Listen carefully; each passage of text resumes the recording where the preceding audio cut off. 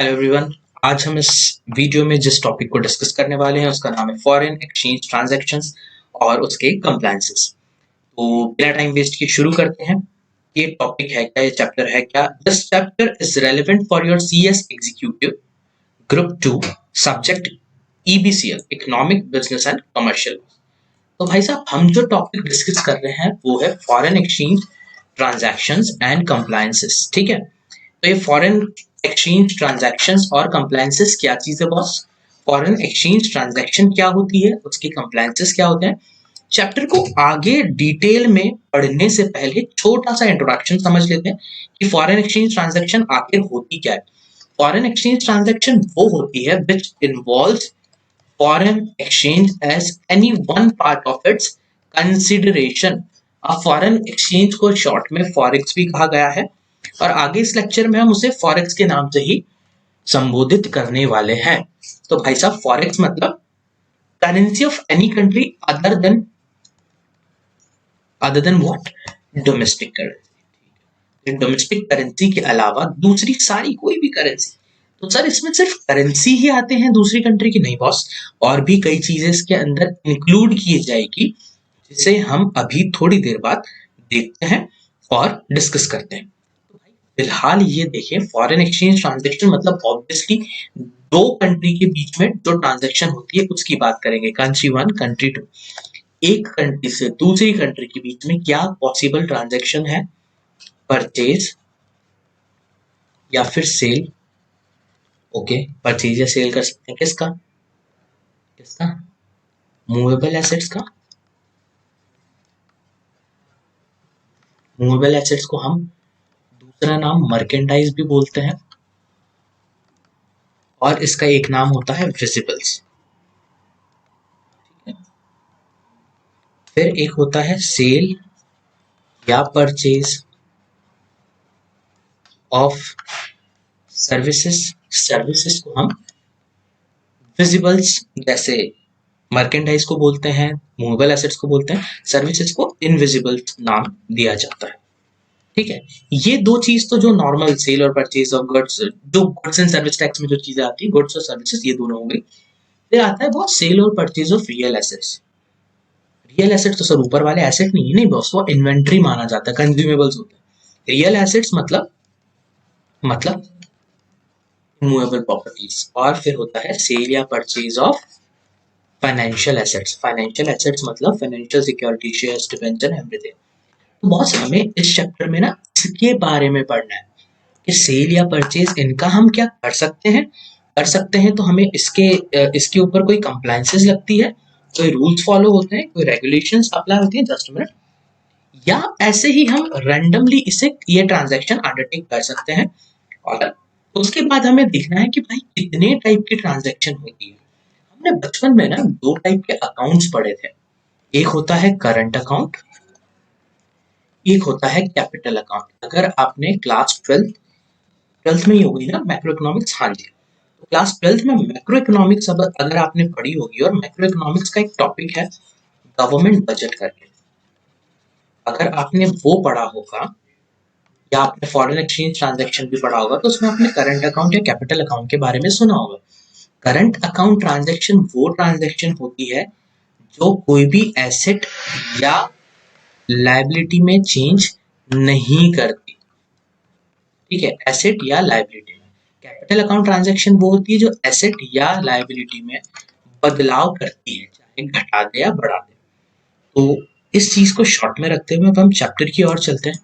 इसमें basically chapter का अगर लेआउट देखें तो हमें क्या क्या पढ़ना है बॉस?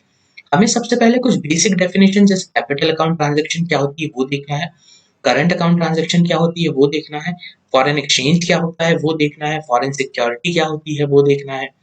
फिर करंट अकाउंट ट्रांजैक्शन कितनी अलाउड है, नहीं है, उसके बारे में हमें देखना है। उसके बाद में सेम करंट अकाउंट कौन अगर रेसिडेंट इंडिविजुअल करना चाहे तो उसके लिए क्या लिमिट है, क्या चीजें हैं, अगर पर्सन अदर देन इंडिविजुअल करना चाहे तो उसके लिए क्या चीजें हैं वो। और उसके अलावा पर्सन अदर देन इंडिविजुअल अगर करना चाहे वो उसकी चीजें, अदर देन इंडिविजुअल मतलब पार्टनरशिप, फर्म, ट्रस्ट हो गया, कंपनी हो गई वो। फिर हम स्विच कर जाएंगे कैपिटल अकाउंट ट्रांजैक्शन क्या होती है, कौन लोग कर सकते हैं, कौन लोग नहीं कर सकते हैं, और उसके बाद हम कितना फॉरेन करेंसी और कॉइन्स अपने पास एक समय पे रख सकते हैं। ये बहुत इंपॉर्टेंट टॉपिक्स में से एक है, highly important topic. Foreign exchange management act के अंदर भी ये टॉपिक पूरा दिया हुआ है, ठीक है। फिर कुछ एक रेमिटेंस ऑफ एसेट से रिलेटेड कुछ टॉपिक है। रेमिटेंस मतलब वापस ले जाना। अब जब हम इस टॉपिक पे आएंगे तो इसे और डिटेल में देखेंगे, ऑथराइज पर्सन देखेंगे, एडजुडिकेशन एंड अपील देखेंगे, और उसके बाद ये चैप्टर खत्म हो जाएगा कंपाउंडिंग पढ़ने के बाद में। तो टाइम वेस्ट किए बिना हम इसको शुरू करते हैं। हम करंट अकाउंट, कैपिटल अकाउंट के बारे में पढ़ चुके हैं। तो boss, I talking about transactions over here. Definitions के अंदर ये चीजें दी हुई है और हम इसके यहाँ से शुरू करते हैं। इससे आगे बढ़ने से पहले हमें ये पता होना चाहिए कि हम इस एक्ट में, इस चैप्टर में जो हम सेक्शंस पढ़ रहे हैं वो कौन से एक्ट के हैं। तो भाई साहब, इसके अंदर दिए हुए समस्त सेक्शंस जितने भी हम पढ़ रहे हैं वो है फीमा के, फॉरेन एक्सचेंज मैनेजमेंट एक्ट 1999, ठीक है बॉस। और बाकी जो रूल्स आए हैं इसके वो एप्लीकेबल होंगे। तो जैसा कि आपने और मैंने मिलकर अभी बात की थी कि भाई फॉरेन एक्सचेंज ट्रांजैक्शन में कैपिटल ट्रांजैक्शन मतलब या कैपिटल अकाउंट ट्रांजैक्शन मतलब विच ऑल्टर एसेट्स और लायबिलिटी पोजीशन, ठीक। ओके सर, यहाँ पे तो 3 पॉइंट दे दिया आपने, एसेट्स और लायबिलिटी पोजीशन दिया था। तो भाई साहब, ये कंट्री 1 और कंट्री 2 के हिसाब से चल रहा है। मान लो कंट्री 1 में मैं हूं, मेरा नाम है योगेश, और कंट्री 2 में मेरा एक फ्रेंड है जिसका नाम है फॉर से उमेश, ठीक है। अब कैपिटल अकाउंट ट्रांजैक्शन होने के लिए, क्योंकि हम फॉरेन एक्सचेंज ट्रांजैक्शन पढ़ रहे हैं, तो वो कैपिटल अकाउंट ट्रांजैक्शन जो फॉरेन एक्सचेंज ट्रांजैक्शन भी है, तो मैं अगर पर्सन रेसिडेंट इन इंडिया है तो उसकी विदेश में यानी कि आउटसाइड इंडिया कोई एसेट या लायबिलिटी चेंज हो तो वो कैपिटल अकाउंट ट्रांजैक्शन कहलाएगी। तो capital account transaction means transaction which alters the assets और liability position outside India of person resident in India. दूसरा पॉइंट है विच ऑल्टर्स द एसेट्स और liability in India of person resident outside India. PROI मतलब person resident outside India, PRI मतलब person resident in India. इस notes के अंदर हमने काफी सारे शॉर्ट फॉर्म यूज करे हैं ताकि इसे शॉर्ट किया जा सके और समझने में आसानी हो। वैसे भी हमने ये चीजें क्लास में पढ़ी है और हम इसे समझते हैं। तो बॉस, योगेश की कोई भी एसेट्स या लायबिलिटी जो कंट्री 2 के अंदर है वो अगर ऑल्टर हो जाए, या उमेश की कोई भी एसेट्स या लायबिलिटी जो कंट्री 1 के अंदर है वो ऑल्टर हो जाए। अब हम कोशिश करेंगे पूरे एग्जाम्पल में person resident in India would be Yogesh और person resident outside India would be Umesh, ठीक है बॉस। और योगेश रहता है इंडिया में, उमेश रहता है लंदन में। चलो बॉस, आगे बढ़ते हैं। कैपिटल अकाउंट ट्रांजैक्शन के तीसरा पॉइंट ये बॉस कि इसके अंदर कॉन्टिंजेंट लायबिलिटी भी आती है। कॉन्टिंजेंट लायबिलिटी कैपिटल अकाउंट का पार्ट है। सर कैसी कॉन्टिंजेंट लायबिलिटी? उमेश ने एक लोन दिया था और मैंने उसे गारंटी कर रखा था, तो अगर वो चीज उमेश नहीं चुका पाया, मेरे ऊपर कोई लायबिलिटी आई, तो भाई लायबिलिटी तो क्रिएट हुई ना, तो कॉन्टिंजेंट लायबिलिटी में भी इंक्लूड किया जाता है कैपिटल अकाउंट ट्रांजैक्शन में। यहाँ तक 3 पॉइंट क्लियर हो चुके हैं। Section number 2 sub section E के अंदर ये दिया हुआ है, एसेट्स या लायबिलिटी ऑल्टर करे यहाँ वाले बंदे की बाहर या बाहर वाले बंदे की यहाँ, contingent liability. Current account transaction क्या होता है बॉस? सेक्शन 2 सब सेक्शन जे के अंदर दिया हुआ है। करंट अकाउंट ट्रांजैक्शन मींस ऐसी transaction other than capital account transaction. जैसे पब्लिक कंपनी, प्राइवेट कंपनी की डेफिनेशन नहीं होती। Public company is a company which is not a private company, kind of definition. इसमें जमाने भर की सब चीज आ जाएगी। Foreign trade, other current business, service and short term banking credit facility, payment as due as on interest on loan, net income on investment, remittance for living expenses of parents, spouse, children. ये PSC हमेशा चलेगा जब भी मैं ये बोलूं आगे video में, तो ध्यान रखें PSC मतलब पेरेंट्स, स्पाउस और children. Expenses in connection of foreign travel, education, medical care of PSC। Okay boss, चलो अब इसमें एक डाउट आ सकता है कि नेट इनकम ऑन इन्वेस्टमेंट, तो sir income on investment revenue nature माना जाता है, इन्वेस्टमेंट की वैल्यू नहीं बढ़ा रहा है।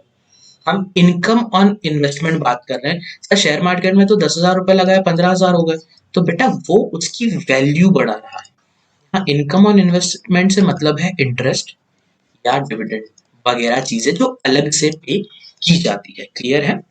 चलें फॉरेन एक्सचेंज की बात करते हैं। फॉरेन एक्सचेंज क्या सर, करेंसी, नोट, ये तो हमको भी पता है। क्या नई चीज बता रहे हो? रोकड़ा।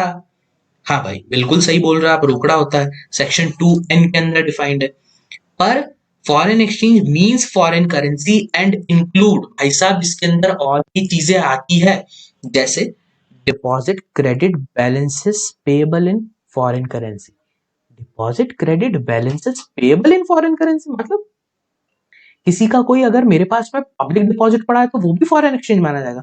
ऑब्वियसली भाई, एक जिग्नेस है और एक विग्नेस है। तो विग्नेस रहता है भैया लंदन में और जिग्नेस रहता है गुजरात में।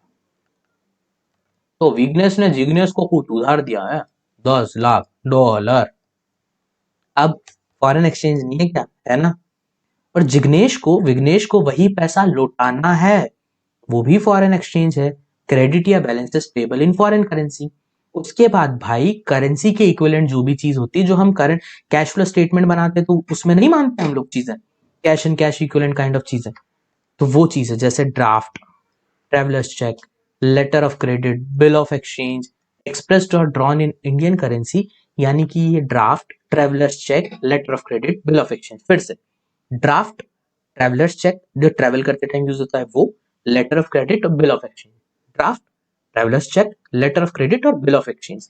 एक्सप्रेस्ड या ड्रॉन इन इंडियन करेंसी, जो लिखित तो है इंडियन करेंसी में लेकिन पे कहाँ करेंगे, फॉरेन करेंसी में। सर ऐसा होता है कि हाँ भाई मैंने इंडियन करेंसी में आपको 10,000 रुपए का चेक दिया जो आप वहां पर एनकेश हो जाएगा इक्विवेलेंट डॉलर में, होता है। तो ये दो चीजें हो गई, डिपॉजिट क्रेडिट या बैलेंसेस पेबल वाली, फिर draft, travellers cheque, letter of credit, bill of exchange. फिर एनी अदर, इसके अलावा any other draft, other word add कर ले यहाँ पर, any other draft, travellers cheque, letter of credit या bill of exchange drawn by banks या institution और person outside India but payable in Indian currency. बस उल्टा कर दिया सेकंड पॉइंट का। इधर जो था वो इंडियन करेंसी में ड्रॉ हुआ था बट रीपे या पेएबल था फॉरेन करेंसी में। तो अब बाहर वाले लोग फॉरेन करेंसी में बिल ड्रॉ कर रहे हैं और it would be payable in which currency, Indian currency. तो दैट्स इट। नाउ आगे बढ़ते हैं बिना टाइम वेस्ट किए। फॉरेन सिक्योरिटी क्या होती है भाई? सिक्योरिटी, फॉरेन सिक्योरिटी पढ़ने से पहले आप बताएं सिक्योरिटी क्या है। सिक्योरिटी वो चीज sir, shares, debentures, stocks, bonds, ये सब चीजें। अब ये चीजें अगर फॉरेन करेंसी में हो या फॉरेन एक्सचेंज के फॉर्म में हो, एक्सप्रेस्ड इन फॉरेन करेंसी या फॉरेन एक्सचेंज, तो फॉरेन सिक्योरिटी हो जाएगी। या फिर drawn in Indian currency but repayable in foreign exchange, तो भी फॉरेन सिक्योरिटी हो जाएगी। या फिर उनके ऊपर income on investment, income on investment क्या क्या चीजें मानी गई है बॉस? इनकम ऑन इन्वेस्टमेंट में माना गया है इंटरेस्ट, डिविडेंड, ये जो चीजें हैं ये अगर फॉरेन करेंसी में पेएबल हो तो वो फॉरेन सिक्योरिटी हो जाएगी। पहला पॉइंट है foreign security means any security in the form of shares, stocks, bond, debenture या कोई भी इंस्ट्रूमेंट विच इज डिनोमिनेटेड या फिर एक्सप्रेस्ड इन फॉरेन करेंसी। ये पहला point. At in and it includes what? The securities expressed in foreign currency but where redemption or any form of return, but where redemption or any form of return, redemption या किसी भी form में जो return है जैसे such as interest or dividend is payable in Indian currency, वो चीजें Indian currency में पेएबल हो। खत्म। ये है, तीनों चीज हो गई। फिर से बता देता हूं एक बार ताकि याद रहे, क्योंकि ये पूछे जाने योग्य चीज है। फॉरेन सिक्योरिटी मतलब क्या होता है बॉस? 3 पॉइंट्स में आपको याद रखना है। Pardon my writing. पहला, सारी सिक्योरिटी विच इज एक्सप्रेस्ड या डिनोमिनेटेड, आपको ये दो वर्ड्स ध्यान रखना है इन फॉरेन करेंसी। दूसरा, and it includes securities which is drawn in Indian currency but where redemption is due in या रीपेएबल इन फॉरेन करेंसी। तीसरा, drawn in Indian currency but जहां पर जो भी रिटर्न वगैरह है वो दूसरी करेंसी में पे किया जाता है। क्लियर है?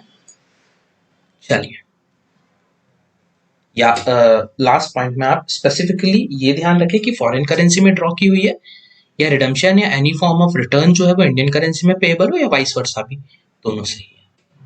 बस अब हम करंट अकाउंट ट्रांजैक्शन समझ गए, कैपिटल अकाउंट ट्रांजैक्शन समझ गए, फॉरेन एक्सचेंज समझ गए, फॉरेन सिक्योरिटी समझ गए। अब हम आगे बढ़ते हैं और अब हम करंट अकाउंट ट्रांजैक्शन की डिटेल में बात करते हैं। Current account transaction is basically governed by section number 5। 5वें सेक्शन के अंदर ये चीजें, ये ट्रांजैक्शंस जो है वो इंक्लूड की गई है और वही इसे गवर्न करती है। अब हम आगे बात करेंगे कि भाई साहब करंट अकाउंट ट्रांजैक्शन क्या होती है। ठीक है, करंट अकाउंट ट्रांजैक्शन क्या होती है हम उसके बारे में बात करते हैं। ठीक है, just give me a minute. हाँ जी, तो करंट अकाउंट ट्रांजैक्शन स्पेसिफिकली होता क्या है।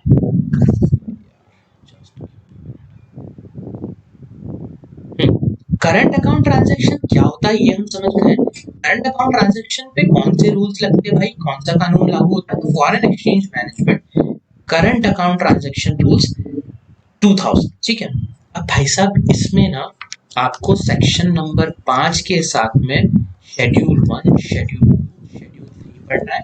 और बॉस इसके साथ में भी रूल 3, रूल 4 और रूल 5, ये चीजें आपको साथ में पढ़ना रहेगा। रूल्स कौन से, फेमा के current account transaction rules.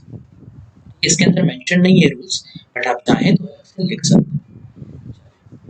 Schedule 1 मतलब क्या बता रहा है सर, तो भाई एक current account transaction, current account transaction मतलब रोजमर्रा के खर्चे। रोजमर्रा के खर्चे मतलब क्या, जैसे फॉर इंस्टेंस आपको मनी दी जाती है रोजमर्रा के खर्चे के, भाई आप अपनी गाड़ी में पेट्रोल डलवा सकते हो, पेट्रोल कितना भी डलवाओ यूज होता है, घर वाले प्रोहिबिट नहीं करते। कुछ रोजमर्रा के खर्चे ऐसे हैं जो करने से पहले आपको पूछना पड़ता है, जैसे किसी की बर्थडे पे गिफ्ट देना, सर रोजमर्रा थोड़ी है, पर आएगा बेटा करंट अकाउंट ट्रांजैक्शन में, एसेट तो नहीं बन रहा ना उससे, तो वो उसमें कुछ कुछ चीजें मम्मी से पूछ लेते हैं तो कम हो जाता है। अब भाई कुछ और मेजर खर्चे, कुछ और मेजर खर्चा है, फॉर इंस्टेंस की जैसे मेरे घर में ऐसा रूल था कि अगर मुझे कुछ बुक्स वगैरह खरीदनी होती थी मैं मम्मी से पूछकर ले लेता था। बुक्स खरीदना है, नोटबुक खरीदना है, पेन खरीदना है, पेंसिल खरीदना है, ठीक है। बट कुछ बड़ा जूते खरीदना है, कपड़े खरीदना है, एक टाइप का रेवेन्यू एक्सपेंडिचर ही है, वो मुझे अपने फादर से पूछना होता था। ऐसा है। लेकिन कुछ चीजें और है, जैसे मुझे कोल्ड ड्रिंक पीना, मैगी खाना बनता है, नहीं नहीं खा सकते हो बिल्कुल, हाँ गंदी चीज थू तो वो ट्रांजैक्शन मेरे लिए प्रोहिबिटेड थी। वैसे ही इंडिया वालों की दूसरी कंट्री से होने वाले ट्रांजैक्शन में शेड्यूल 1 रूल 3 के हिसाब से कुछ ट्रांजैक्शंस प्रोहिबिटेड है जो आप कभी नहीं कर सकते हो। तो प्रोहिबिटेड और रेस्ट्रिक्टेड वर्ड में कुछ फर्क होता है। प्रोहिबिटेड और रेस्ट्रिक्टेड में वही फर्क होता है जो कि प्रोहिबिट मतलब किसी के घर के बाहर बोर्ड लिख रखा है, लिखा हुआ है प्रवेश निषेध, आप नहीं घुस सकते। ठीक, रेस्ट्रिक्टेड है बिना अनुमति प्रवेश निषेध, मतलब घुस तो सकते हो पर परमिशन चाहिए। तो ये जो दो ट्रांजैक्शन है वो रेस्ट्रिक्टेड है, ये वाली है शेड्यूल 1 में प्रोहिबिटेड है। तो चलो ना एक बार लिस्ट पढ़ लेते हैं कि कौन सी रेस्ट्रिक्टेड है और कौन सी प्रोहिबिटेड है। तो prohibited current account transaction schedule 1 rule 3 में दी है।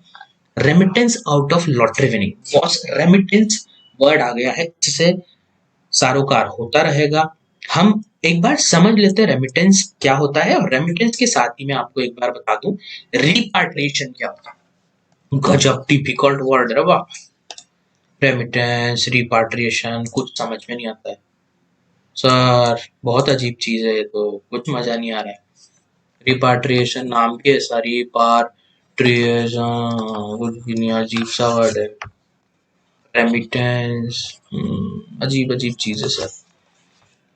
रेमिटेंस यानी कि रेमिट करना, यानी पैसा भेजना, भेजना। जैसे पापा ने कहा बेटा घर आते आते 1 लीटर दूध लेकर आना, घर आए तो मुझसे पैसे ले लेना। या फिर पापा ने बोला सामान लेकर आओ, मैं पेटीएम पे आपको पैसे भेज रहा हूँ, दिस इज रेमिटेंस। एक तरफा ट्रांजैक्शन, पैसा लौटाना या पैसा भेजना। रिपाट्रिएशन अपना पैसा रियलाइज करके वापस लाना। Remittance is sort of thing earning को भेजना, ठिकाने लगाना, अप्लाई करना। रिपाट्रिएशन मतलब वापस लाना। अब दोनों का एग्जांपल ऐसे समझ लेते हैं कि फॉर इंस्टेंस मैं फॉरेन का बंदा हूँ, मैंने यहाँ पर लॉटरी कमाई, उसका पैसा मैं बाहर वापस अपने गांव ले जा रहा हूँ। मतलब उमेश ने इंडिया आकर कुछ लॉटरी से कमाया और वो अपना पैसा वापस ले जाना चाहा, तो दिस इज रेमिटेंस। वही अगर उमेश की बजाय मैं हूँ, योगेश हूँ, मैं वहां पर मैंने किसी चीज में इन्वेस्टमेंट किया था, उससे मैं अपना इंटरेस्ट कमा रहा हूँ और मैं इसे इंडिया लाना चाहूँ, तो दिस इज रिपाट्रिएशन। रिपाट्रिएशन मतलब भगवान राम वापस लौट के अयोध्या आ गए, दिस इज रिपाट्रिएशन बॉस, लौट आना। चल आगे बढ़ते हैं। Remittance out of lottery winning, हाँ बिल्कुल नहीं, हमारे यहाँ लॉटरी खेलो और विदेश में पैसा ले जाओ भाग, ऐसा कभी नहीं होने देंगे। मोदी जी बैंड बजा देंगे, साफ मना कर देंगे वो, मतलब यहाँ जो कमाया यही उड़ाओ, बाहर नहीं ले जाना। तो boss remittance out of lottery winnings prohibited है। इंपॉर्टेंट है, ये क्वेश्चन पूछा जाने योग्य है, पूछा गया भी है। फिर है remittance of income from racing, riding और एनी अदर हॉबी, घुड़सवारी वगैरह आप करोगे वो भी बिल्कुल प्रोहिबिटेड है। Remittance for purchase of lottery ticket, band या प्रोस्क्राइब्ड मैगजीन्स, फुटबॉल पूल्स, ये अगर आप खरीदना चाह रहे हो। स्वीप स्टैक्स नहीं, स्वीप स्टैक्स होता है। स्वीप स्टैक्स जहाँ पर हॉर्स रेसिंग होती है, उस टाइप की चीजें, वो भी आप बिल्कुल नहीं कर सकते। Payment of commission on export made towards equity investment in joint venture और होली ओन्ड सब्सिडरीज में अगर आप पैसा लगा रहे हो, उस पर जो कमीशन दे रहे हो वो इसमें नहीं आएगा, क्योंकि वो कोई और स्कीम में कवर्ड है। Remittance of dividend by any company to which the requirement of dividend balancing is applicable, वो भी नहीं कर सकता। डिविडेंड बैलेंसिंग क्या होता है बॉस?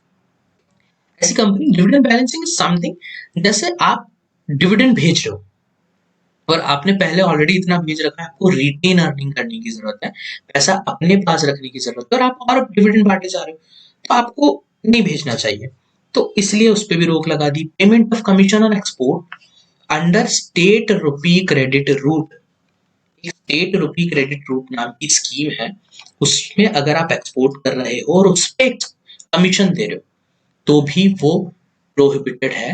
अब भाई इस पे ना एक लाइन देते तो एक्सप्लेन करने के लिए दे देते, स्टेट रुपी क्रेडिट रूट के थ्रू आप क्या कर रहे हैं, एक्सपोर्ट। अब एक्सपोर्ट पे आप क्या दे रहे हैं, कमीशन, तो वो प्रोहिबिटेड है, प्रोहिबिटेड करंट अकाउंट ट्रांजेक्शन है।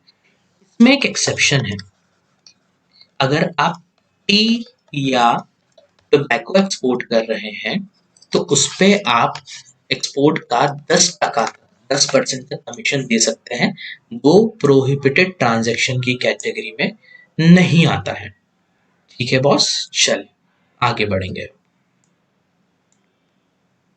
फिर है payment related to callback services of telephones, ये भी प्रोहिबिटेड करंट अकाउंट ट्रांजैक्शन है।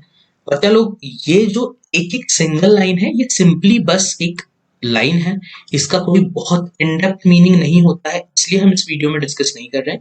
ये वीडियो सिर्फ इसलिए बनाई जा रही है ताकि आपका शॉर्ट रिवीजन हो सके और जिसने बिल्कुल नहीं पढ़ा यह चैप्टर वो इसे कवर कर सके, समझ सके, पढ़ सके। ठीक है, सो इसलिए हम इसे बहुत ज्यादा एक्सटेंसिव इन डेप्थ स्टडी में नहीं जा रहे हैं, वरना 5 लेक्चर बन जाएंगे ऐसे। ठीक है, फिर है remittance of interest income on funds held in non resident special rupee account scheme. Non resident special rupee account scheme के अंदर अगर आपका कोई फंड पड़ा है, पैसा पड़ा है, तो वो आप उसके ऊपर जो इंटरेस्ट आ रहा है उसको भी आप नहीं ले जा सकते। ये करंट अकाउंट ट्रांजैक्शंस जो है बॉस, प्रोहिबिटेड है, इन पे रोक लगी हुई है, नहीं की जा सकती। ये कुछ 8 ट्रांजैक्शन से ध्यान रखें। अब ये कुछ करंट अकाउंट ट्रांजैक्शन और प्रोहिबिटेड है स्पेसिफिकली, जैसे अगर आप ट्रैवल टू नेपाल या भूटान करना चाहते हैं, प्रोहिबिटेड है, कतई नहीं कर सकते हैं। Transaction with a person resident in Nepal और भूटान, वो भी नहीं कर सकते। अमूमन ये माना जाता है एडजेसेंट बाउंड्री, जिस कंट्री के हमारे जो एडजेसेंट बाउंड्रीज है उसमें उन लोगों के साथ डील करना मना ही किया गया है, क्या मत करो, दैट्स नॉट गुड। ठीक है ना, नेपाल भूटान जाओ, मतलब लोग जाते हैं ऐसा नहीं है, पर अगर कोई करंट अकाउंट ट्रांजैक्शन कर रहे हैं for the purpose of travelling to Nepal और भूटान, तो वो प्रोहिबिटेड है। और सेम अगर किसी पर्सन रेजिडेंट नेपाल और भूटान के साथ करो। फॉरेन एक्सचेंज में, अरे सर मैं तो नेपाल घूम के आया था, ऐसी कैसी बात करो भाई, फॉरेक्स में दूसरी कंट्रियों की करेंसी में, वहां पर शायद इंडियन कंट्री की करेंसी भी एक्सेप्टेबल है, या फिर वो उनका जो भी है सिस्टम आप चेंज करवा लो। वो आरबीआई की कुछ परमिशन है, तो उसमें नेपाल और भूटान के लोगों के साथ कुछ ट्रांजैक्शन एग्जेम्प्टेड है, आरबीआई ने बोला कर सकते हो। ठीक है, वरना अभी लड़ने लगे और सर ऐसी कैसी बात कर रहे हो, हम तो नेपाल घूम के आए, भूटान गए, ये वो। चलो बॉस, अब हम एक थी प्रोहिबिटेड, फिर है रेस्ट्रिक्टेड। अब रेस्ट्रिक्टेड में भी दो, एक गवर्नमेंट ऑफ इंडिया का अप्रूवल, गवर्नमेंट ऑफ इंडिया मतलब सेंट्रल गवर्नमेंट का अप्रूवल, और एक आरबीआई के अप्रूवल से। मतलब ये ट्रांजैक्शन करना तो नहीं चाहिए, पर आरबीआई से या सेंट्रल गवर्नमेंट से पूछ के कर सकते हैं। जीओआई मतलब government of India, that is central government, मतलब मोदी जी का रोल हो गया। हाँ मित्रों, बात करेंगे आगे। तो prior approval of central government is required for drawal of foreign exchange by any person for the purpose listed below. ये जो कारण लिखे हुए हैं नीचे, उसके लिए अगर आपको फॉरेन एक्सचेंज चाहिए तो आपको पहले सेंट्रल गवर्नमेंट से परमिशन लेनी पड़ेगी, प्रायर अप्रूवल, प्रायर परमिशन। ठीक है। पहला है कल्चरल टूर। कल्चरल टूर के लिए अगर आप जा रहे हैं तो पैसा लेने से पहले आपको पूछना पड़ेगा। Advertisement in foreign print media for the purpose other than promotion of tourism, foreign investment and international bidding exceeding $10,000 by state government and it's public sector undertaking. मतलब भाई साहब, आप इंटरनेशनल बिडिंग, टूरिज्म या फॉरेन इन्वेस्टमेंट, इनके अलावा तीन चीज, international bidding, foreign अपना ये फॉरेन इन्वेस्टमेंट या प्रमोशन ऑफ टूरिज्म, इसके अलावा किसी और पर्पस के लिए फॉरेन प्रिंट मीडिया में एडवर्टीजमेंट डाल रहे हो, और कौन डाल रहा है advertisement? Central government, sorry state government या कोई पब्लिक सेक्टर अंडरटेकिंग, तो $10,000 से ज्यादा खर्चा नहीं कर सकती। करोगे, करोगे, करना है 10,000 से ज्यादा खर्चा तो किससे पूछो? किससे पूछो? सेंट्रल गवर्नमेंट से obviously. Payment of import through ocean transport by government department और public sector undertaking on CIF basis. CIF basis is cost inclusive of freight, कई बार ये वर्ड भी यूज होता है, और कई बार कॉस्ट, इंश्योरेंस एंड फ्रेट ये भी यूज होता है। श्योरिटी के लिए आप एग्जाम में सीआईएफ लिखेंगे, नंबर पूरे मिलेंगे। ठीक है। तो अगर आप इंपोर्ट, अगर ओशियन ट्रांसपोर्ट से कोई सरकार कर रही है तो वो भी सेंट्रल गवर्नमेंट के परमिशन के बिना नहीं कर सकती सरकार, as in public sector undertaking. Multi modal transport operators making remittance to their agents abroad. Multi modal transport मतलब जो एयरवेज, शिपवेज, हर चीज से चलाते हैं, वो अगर अपने एजेंट्स को कमीशन वगैरह जो भी दे रहे हैं या पैसा दे रहे हैं, उनको भी परमिशन लेना पड़ेगी। फिर है अपना remittance of hiring charges of transponders by TV channel and internet service providers. Now what are transponders? Transponders वो होते हैं जो सैटेलाइट काइंड्स ऑफ चीजें नहीं होती जो सिग्नल इधर से उधर भेजते हैं। तो अगर टीवी चैनल या इंटरनेट सर्विस प्रोवाइडर अगर कोई हायरिंग चार्जेस करते हैं तो उस पर भी आपको सेंट्रल गवर्नमेंट की परमिशन लेना पड़ेगी। इसमें सेंट्रल गवर्नमेंट ने अपना इंटरेक्शन जो भी है इंटरवेंशन इसलिए रखा हुआ है क्योंकि कोई इसका मिसयूज न करे, क्योंकि मीडिया सेक्टर भी इससे जुड़ा होता है। Now remittance of container detention charges exceeding the rate prescribed by director general of shipping. क्या होता है कंटेनर डिटेंशन? मतलब कंटेनर रोक के रखते हैं या कंटेनर देते हैं। अगर मैंने फॉर इंस्टेंस इंपोर्ट किया, अब ऐसे तो सरकार रोक लगा के रखती ना कि मैं जरूरत से ज्यादा पैसा नहीं दे सकता, मैंने 1,000 रुपए का माल लाया, अब कंटेनर डिटेन करने के नाम पे मैं भाई 10,000 रुपए पे कर रहा हूँ। तो ऐसे तो मैं इंडिया का पैसा, रुपीज जो है वो फॉरेन में भेजे जा रहा हूँ, गलत कर रहा हूँ ना। अपना देश तो कंगाल हो जाएगा। मेन लफड़ा ही है कि हमारे पास फॉरेन एक्सचेंज नहीं है, कम है, तो वो भी अलाउड नहीं है। फिर है रेमिटेंस ऑफ प्राइज मनी या sponsorship of sports activity abroad. Sports activity जो हम बाहर कर रहे हैं उसका स्पॉन्सरशिप कर रहे हैं या prize money by a person other than international और नेशनल स्टेट लेवल बॉडीज। मतलब ये जो प्राइज दे रहे हैं कोई भी, जैसे फॉर इंस्टेंस ओलंपिक्स हमने स्पॉन्सर कर दिया, या कोई भी स्पोर्ट्स एक्टिविटी जो भी है, sports activity kind of IPL sponsor कर दिया जो बाहर हो रहा है, उस पर हम जो प्राइज दे रहे हैं वो अगर नेशनल या स्टेट लेवल स्पोर्ट्स बॉडी दे तो चलेगा, हम देंगे तो हमको परमिशन लेना है। All right. अब अगर हम भी कितना भाई $1 लाख तक देंगे तो चलेगा, नहीं तो परमिशन लेना है। ठीक है। फिर remittance for membership of protection and indemnity insurance club. ये प्रोटेक्शन और इंडेमनिटी इंश्योरेंस क्लब का अगर मेंबरशिप फीस आप दे रहे हैं तो वो भी आपको कोई टेंशन वाली बात नहीं है, उसमें आपको सिर्फ सेंट्रल गवर्नमेंट से परमिशन लेना है, that's it. Now next, no, prior approval of central government is not required where the payment is made out of fund held in RFC और EEFC account। एक रेसिडेंट फॉरेन करेंसी अकाउंट होता है और एक ये अपना ये exchange earners foreign currency account होता है। इन दो खातों से पैसा दोगे तो कोई परमिशन लेने की जरूरत नहीं, क्योंकि ये दो खाते इसी पर्पस के लिए मेंटेन किए जाते हैं। ठीक है, हम एक बार फिर से क्विकली देख लेते हैं। हमने करंट अकाउंट ट्रांजैक्शन में तीन चीज पढ़ी है। एक ऐसी list of those transaction which are prohibited at all, prohibited in nature में आप बिल्कुल वो ट्रांजैक्शन कर ही नहीं सकते हैं। फिर हमने पढ़ा है करंट अकाउंट ट्रांजैक्शन जो हम कर सकते हैं but with the prior approval of central government.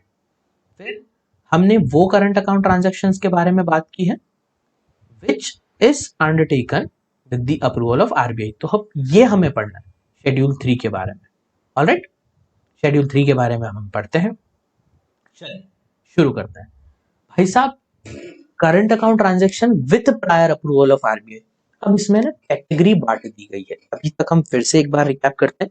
हमने करंट अकाउंट ट्रांजैक्शन क्या होती है समझ लिया, ऐसी करंट अकाउंट ट्रांजैक्शन के बारे में समझ लिया जो हम कर सकते हैं पर हमें किसका अप्रूवल चाहिए, किसका अप्रूवल चाहिए, सेंट्रल गवर्नमेंट, वो शेड्यूल 2 में दिए। ऐसी करंट अकाउंट ट्रांजैक्शन जो हम कतई नहीं कर सकते वो प्रोहिबिटेड है। अब ऐसी करंट अकाउंट ट्रांजैक्शन जिसमें आरबीआई से पूछना पड़ेगा वो शेड्यूल 3 रूल 5 में दिए। ठीक है boss, current account transaction with prior approval RBI, इसमें भी दो कैटेगरी हो गई। एक रेसिडेंट इंडिविजुअल के लिए अलग ट्रांजैक्शन लिस्ट कर दी है और person other then resident individual के लिए अलग ट्रांजैक्शन कर दी है। इसे पढ़ने से पहले मैं आपको सिर्फ इतना बताना चाहता हूँ, इसके अंदर जो ट्रांजैक्शनों की लिस्ट है ना, जैसे एक रेसिडेंट इंडिविजुअल बाहर घूमने जा रहा हूँ तो उसको ना $2.5 लाख मिल जाएंगे किसी भी ऑथराइज डीलर से लेना। ऑथराइज डीलर क्या होता है वो हम फेमा में समझ चुके हैं, नहीं तो आगे फिर से आ जाएगा, और भी नहीं आता है तो सुन लो। ऑथराइज डीलर वो व्यक्ति होता है जो आरबीआई अपॉइंट करता है फेमा एक्ट में। नॉर्मली ये बैंक्स होते हैं, ये वो व्यक्ति होते हैं जिनसे आप फॉरेन एक्सचेंज ले सकते हो। जैसे मुझे बाहर घूमने जाना है, अब मैं गांधी जी तो नहीं दिखा सकता हूँ ना, गांधी जी वाला नोट तो नहीं पे कर सकता हूँ वहां पे। मुझे फॉरेन करेंसी चाहिए, किससे लूं, तो ऑथराइज डीलर को इंडियन करेंसी दो और बदले में फॉरेन एक्सचेंज ले लो। Alright, sorted. तो बॉस अब हम आगे ये देखने वाले हैं current account transaction with prior approval of RBI में कि पर्सन अदर देन इंडिविजुअल के लिए क्या लिमिट्स है और रेसिडेंट इंडिविजुअल के लिए क्या लिमिट है। चलो शुरू करते हैं। रेसिडेंट इंडिविजुअल के लिए टाइप ऑफ ट्रांजैक्शन और लिमिट एक एक करके दोनों देखते हैं कि भाई अगर कोई व्यक्ति प्राइवेट विजिट कर रहा है other than Nepal and Bhutan, उधर तो जाने का ही नहीं है। नेपाल भूटान गया पैर तोड़ दिए जाएंगे भाई साहब, कतई नहीं जाना है आपको। उसके अलावा घूमने जाना है, जाना है, जाना है, जा, उड़ जा काले कावा, जा, किधर जा, पैसा चाहिए उसके लिए, हाँ तो ले जा। तो अभी तो आप बोल रहे हो यार आरबीआई से अप्रूवल लेना पड़ेगा, पूछना पड़ेगा, तो पूछना तो पड़ेगा, मेरे को नहीं पूछना। तो $2.5 लाख से कम पैसा मांगने का एग्रीगेट अमाउंट जो है $2.5 लाख से अगर आप कम ले रहे हो किसी भी एक फाइनेंशियल ईयर में तो आपको परमिशन लेने की जरूरत नहीं है। सही में? अच्छा, तो मैं अगर 10 बार घूमने जाऊं और 10 बार $2.5 लाख ले सकता हूं? अरे भाग, ऐसे थोड़ी होता है। 10 बार घूमने जाना है, जाओ। एग्रीगेट एक फाइनेंशियल ईयर में $2.5 लाख से एक्स्ट्रा होना ही नहीं चाहिए। तुम $2,49,999 ले लो चलेगा, 2.5 लाख ले लो चलेगा, उससे ऊपर नहीं। $1 भी ऊपर ले आरबीआई से परमिशन मांगता है। ठीक बॉस, अगला गिफ्ट या डोनेशन। तो मतलब अगर मैं 1 मिनट पीछे वापस इसी पॉइंट पे चलते हैं, private visit to any country. तो अगर मैं 111 बार घूम के आ जाऊं और मेरा खर्चा $2 लाख ही हो तो मेरे को आरबीआई से नहीं पूछना पड़ेगा। हाँ boss, number of visits does not matter. Gift या डोनेशन, मैं बहुत दानवीर आदमी है बाबा, मेरे को ना गिफ्ट देने का होता है, पड़ता है। गिफ्ट और डोनेशन, एनी रेसिडेंट इंडिविजुअल में रेमिट समझ गए ना, गिफ्ट दे रहे हैं उधर या डोनेशन दे रहे हैं, पैसा भेज रहे हैं, इसमें भी $2.5 लाख। किसी भी person resident outside India Yogesh Umesh को गिफ्ट दे रहा है या किसी ऑर्गेनाइजेशन को दे रहा है, $2.5 लाख तक दे दो, उससे ज्यादा नहीं। Going outside India for employment, चलो मित्रों अपन जा रहे हैं बाहर काम धंधा करने अपने को, यहाँ पे मैं तो तेरा मन भरिया बदल गया सारा। अब मैं जाऊंगा विदेश, वहां खूब काम करूंगा, खूब कमाऊंगा। अभी भी कम टू दुबई, उधर काम करेगा। तो काम करने के लिए भाई, जाने के लिए नॉर्मल सेटल तो होना पड़ता है ना, कि जाति कमाने लग जाओगे, ऐसा तो नहीं होता ना। थोड़ा पैसा तो ले जाना पड़ेगा वहां सेटल होने के लिए। उसमें भी लिमिट कितनी है? $2.5 लाख। Okay boss. इमिग्रेशन। अब ये जो पॉइंट है ना इमिग्रेशन वाला, ये एम्प्लॉयमेंट से कनेक्टेड है। आदमी एम्प्लॉयमेंट पे जाता है तो ही need to migrate from one country to another. अब दूसरी कंट्री में जाता है तो कुछ फीस भी लगती है, कुछ खर्चा लगता है। तो एक person wanting to immigrate can draw foreign exchange from AD category 1 bank. भाई साहब, ये फॉरेन में जाने के लिए जितना भी फॉरेन एक्सचेंज निकालना है, आपको निकालना पड़ेगा एडी कैटेगरी 1 बैंक से। अब वो कौन? ऑथोराइज डीलर ही है, पर उसमें कैटेगरीज होती है, लेवल्स होते हैं, कैटेगरी 1 बैंक, कैटेगरी 2 बैंक, ऐसे। तो आप $2.5 लाख निकाल सकते हो, और amount prescribed by the country of immigration whichever is higher. तो बहुत अच्छा सिस्टम कर दिया। कोई कंट्री में इमिग्रेशन की फीस ही $4 लाख है, तो आप फिर 2.5 लाख की मतलब उस कंट्री में नहीं जा सकते।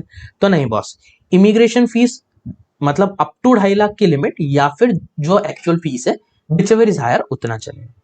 अब मेंटेनेंस ऑफ क्लोज रिलेटिव, ये क्लोज रिलेटिव्स के अंदर आ जाएगा अपना पीएससी, पेरेंट्स, स्पाउस और चाइल्ड, जो हमने शुरू में पढ़ा था। उसके लिए भी आप $2.5 लाख भेज सकते हो। बिजनेस ट्रिप्स, बाहर घूमने घूमने जा रहे हो, घूमने जा रहे हो, बिजनेस ट्रिप्स नहीं समझते, काम से जा रहे हो, कोई घूमने थोड़ी जा रहा है बिजनेस ट्रिप में। उसमें भी $2.5 लाख की लिमिट है। आसान है। Number of visit does not matter. Ditto ऐसा ही है, ऊपर प्राइवेट विजिट था, इधर बिजनेस ट्रिप है। मेडिकल ट्रीटमेंट, भाई अब एक बात सोचो, $2.5 लाख की तो लिमिट है। किसी का हार्ट का ऑपरेशन होना है और उसकी फीस है $4 लाख, $5 लाख। फिर क्या यार, हमारी कंट्री में तो भाई साहब ऐसा नहीं हो सकता, आप ऐसा करो, आधा ऑपरेशन अभी कर दो, आधा बाद में करना, ऐसा पॉसिबल है? नहीं। सरकार भी मूर्ख नहीं है भाई, उन्होंने भी रूल ऐसा बनाया कि in case of higher amount, authorise dealer में release amount after receiving estimation from doctor in India या फॉरेन।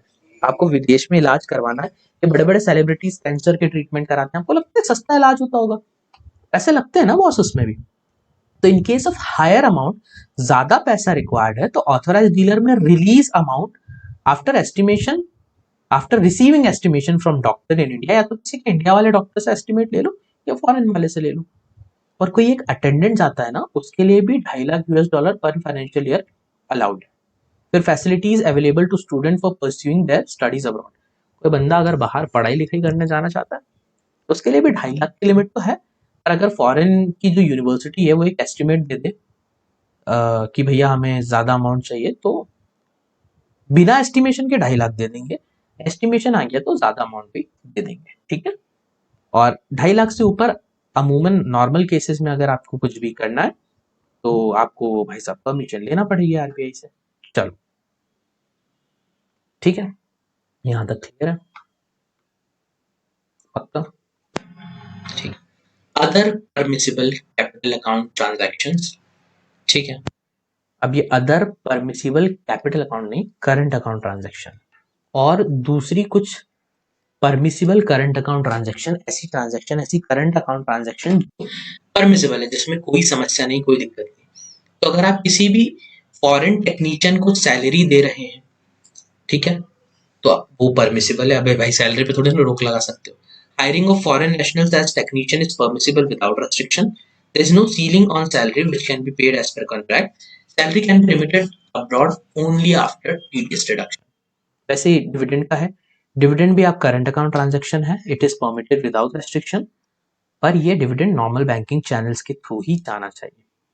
रेमिटेंस में जब भी हम रेमिटेंस वाला चैप्टर पढ़ेंगे, ध्यान रखिएगा नॉर्मल बैंकिंग चैनल्स बहुत ज्यादा यूज होने वाला है। प्रोसीजर क्या, आपको कैसे रेमिट करना है, क्या करें? एक फॉर्म A2 में आप एप्लीकेशन लगाएं, कॉपी ऑफ रेजोल्यूशन दे दें, declaring dividend should be attached, मतलब एक रेजोल्यूशन जो कंपनी में पास होती है कि हम डिविडेंड पे करने वाले हैं वो। और एक सीए से, चार्टर्ड अकाउंटेंट से सर्टिफिकेट ले लो कि भाई साहब हमने टीडीएस काट लिया।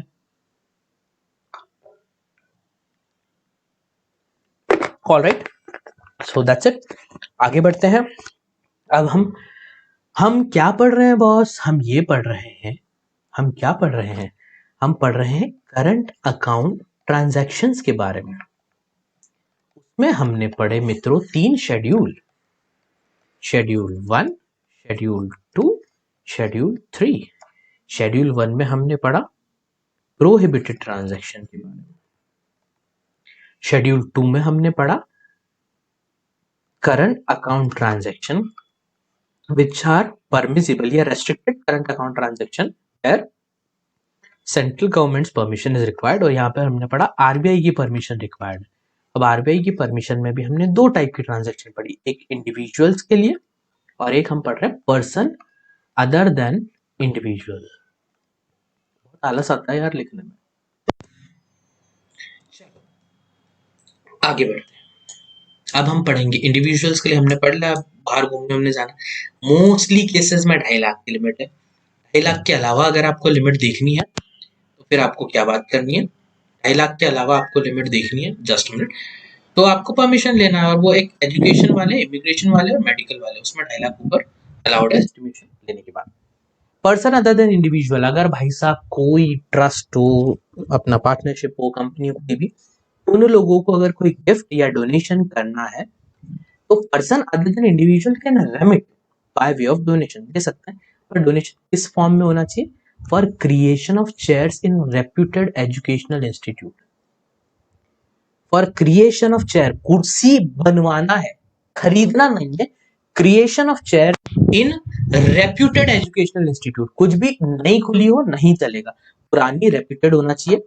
फिर contribution can be made to, किसी के मन में ये सवाल भी आ सकता है सर रेप्यूटेड एजुकेशनल इंस्टीट्यूट क्या, तो रेटिंग होती है फॉरेन में ए ग्रेड, A++, इस टाइप से, जैसे क्रेडिट रेटिंग होती है ना कंपनीज की, वैसे ही एजुकेशनल इंस्टीट्यूट्स की भी रेटिंग होती है उसके हिसाब से। Contribution can be made to, भाई साहब ये डोनेशन या इसका कंट्रीब्यूशन और भी किसी चीज के लिए किया जा सकता है, जैसे funds promoted by educational institute, आपको कुर्सी नहीं बनवानी तो ऐसी इंस्टीट्यूट जो एजुकेशनल इंस्टीट्यूट फंड बनाती है ना, मतलब child development fund, scholarship fund, उसमें भी पैसा डाल सकते हो, या फिर किसी टेक्निकल इंस्टीट्यूशन या बॉडी या एसोसिएशन में भी पैसा डाल सकते हो। जैसे फॉर इंस्टेंस मेरी एक कंपनी है जो कि ना प्लास्टिक के बॉटल, वाटर बॉटल बनाती है, ऐसी वाटर बॉटल बनाती है। अब मुझे डोनेशन करना है या कंट्रीब्यूशन करना है तो मैं ऐसी किसी टेक्निकल इंस्टीट्यूशन या बॉडी एसोसिएशन में पैसा दे सकता हूँ जो कि ना ये बॉटल बनाने की एक्टिविटी या इससे रिलेटेड एक्टिविटी में ही रिसर्च या डेवलपमेंट का काम कर रही है। कोई ऐसी कंपनी जो प्लास्टिक रिसाइकलिंग से रिलेटेड काम कर रही है तो मैं उनको भी डोनेशन दे सकता हूँ। 3 चीज, कुर्सी बनवा लो एजुकेशनल इंस्टीट्यूट में, एजुकेशनल इंस्टीट्यूशन के द्वारा जो फंड्स चलाए जा रहे हैं उसमें पैसा डाल दो, या फिर किसी टेक्निकल इंस्टीट्यूशन में पैसा डाल दो which is working in the field of activity of donor company. अब भाई साहब पैसा डाल दो, पैसा डाल दो, बहुत बोल रहे हो, कितना, तो 1% of foreign exchange earning during previous 3 financial year, पिछले 3 फाइनेंशियल ईयर्स में जो पैसा हमने कमाया है उसका 1% और $50 lakh, 50 lakh, which ever is less, जो कम है वो। सीलिंग लिमिट कितनी हो गई, मैक्सिमम 50 लाख बस, और इससे अगर ऊपर आपको देना है तो prior approval of RBI. Okay. Commission to agents abroad for sale of residential flats, भाई साहब सिंपल है, इंडिया में अगर हम कोई प्लॉट्स बेच रहे हैं या फ्लैट बेच रहे हैं, कौन से, रेसिडेंशियल, याद रहे ये वर्ड, रेसिडेंशियल फ्लैट्स की बात चल रही है, दूसरी प्रॉपर्टी प्लांटेशन एग्रीकल्चर मत लिख देना, वो प्रोहिबिटेड कैटेगरी में आएगा, आगे बताता हूँ। तो भाई अगर पर्सन अदर देन इंडिविजुअल, जैसे फॉर इंस्टेंस मेरी एक टाउनशिप डेवलपमेंट कंपनी है जो कोई किसी एजेंट को बाहर फॉरेन वालों को रेसिडेंशियल प्लॉट्स बिकवा रहा है या फ्लैट बिकवा रहा है, जो भी है, रेसिडेंशियल या कमर्शियल प्लॉट बिकवा रहा है, तो उस पर मैं उसको कमीशन दे रहा हूँ, कितनी कितनी दे सकते हो, $25,000 या फिर 5% of inward remittance. Inward remittance मतलब जो पैसा इंडिया में आया, मान लो मैंने 1 करोड़ का प्लॉट बेचा है तो इसका 5% कितना हुआ, 5 लाख, $, 1 करोड़ का बेचा भाई, और इसका 5% हुआ 5 लाख $, तो विच एवर इज मोर, या तो 5% जो पैसा आया, सेल कंसिडरेशन लिख लो आप इनवर्ड रेमिटेंस, पर सेल कंसिडरेशन इसलिए नहीं लिख रहा हूँ क्योंकि कुछ लोग कुछ पैसा काट के देते, ठीक, कुछ पैसा काट के कैसे, जैसे मैं हूँ योगेश और उमेश, याद है ना, उमेश से मुझे उमेश को मुझे 10 लाख रुपए देने हैं। अब उमेश बोलता है योगेश तेरा ना एक प्लॉट मुझे भेज दे, अब मेरी कंपनी है तो मैं कंपनी के थ्रू बेच रहा हूँ प्लॉट, 20 लाख का प्लॉट बेच रहा हूँ, उमेश ने मुझे 10 लाख रुपए और दिए क्योंकि 10 तो पहले के लेने थे, तो इनवर्ड रेमिटेंस अभी कितना हुआ, 10 लाख, तो उसका 5% जोड़ेंगे, ना कि 20 लाख का। ठीक है, अगर limit prescribe limit amount prescribe limit में है तो आरबीआई की अप्रूवल जरूरत नहीं है, लिमिट से ऊपर जा रहा है आरबीआई का अप्रूवल मांगता है बॉस। आगे, रेमिटेंस टुवर्ड्स कंसल्टेंसी सर्विसेज। अगर हम कोई कंसल्टेंसी सर्विसेज, कंसल्टेंसी मतलब जैसे हम वकील लोग कंसल्टेंसी देते हैं, कोई इंफ्रास्ट्रक्चर प्रोजेक्ट वाले INIFB भाई साहब गजब, मनीष मल्होत्रा कपड़े वाली कंसल्टेंसी, तो इनका क्या फंडा है, इनको कितना पैसे दे सकते हो। अगर इंफ्रास्ट्रक्चर प्रोजेक्ट है ना उसमें कंसल्टेंसी दे रहा है तो भाई साहब आपका कितना 1, 10, 100, 1000, 10,000, 10 लाख, करोड़, 1 करोड़ दे सकते हो US डॉलर पर प्रोजेक्ट। और कोई दूसरी कंसल्टेंसी है मनीष मल्होत्रा टाइप तो 10 लाख US डॉलर पर प्रोजेक्ट। बस वही लिखा है, if amount is within the limits RBI approval is not required, limit से ऊपर आरबीआई से पूछ लो। Next, remittances towards reimbursement of pre-incorporation expenses. Pre-incorporation expenses क्या होते हैं बॉस? तो remittances by person other than individual for reimbursement of pre-incorporation expenses by an entity in India is allowed.